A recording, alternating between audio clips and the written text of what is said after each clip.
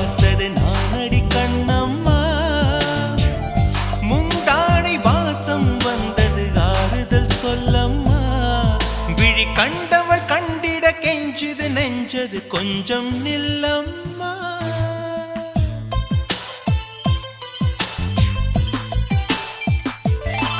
நான் வானவில்லையே பார்த்தேன், அதை காணவில்லையே வேத்தேன்.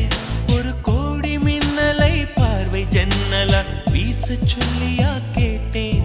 இனி நிலவை பார்க்க